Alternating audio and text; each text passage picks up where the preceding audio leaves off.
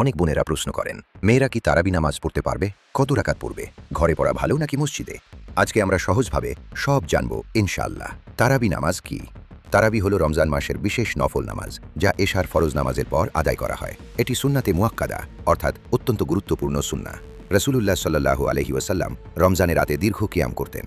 এই বর্ণনা এসেছে সহিহ বুখারী এবং সহিহ মুসলিমে। মেয়েরা কি তারাবি পড়তে পারবে? অবশ্যই পারবে। পুরুষদের মতোই মেয়েরাও তারাবি নামাজ আদায় করতে পারে, তবে মেয়েদের জন্য ঘরে নামাজ পড়া অধিক উত্তম। হাদিসে নারীদের ঘরে নামাজ আদায়ের ফজিলতের কথা উল্লেখ আছে। কোথায় পড়বে? ঘরে একা পড়তে পারবে, পরিবারের সাথে জামাতেও পড়তে পারবে। মসজিদে পড়া জায়েজ, তবে পর্দা ও শালীনতা বজায় রাখতে হবে। কত রাকাত পড়বে? ৮ রাকাত পড়া যায়, ২০ রাকাতও পড়া যায়। সাধারণভাবে ২ রাকাত করে সালাম ফিরিয়ে পড়তে হয়। কিভাবে পড়বে?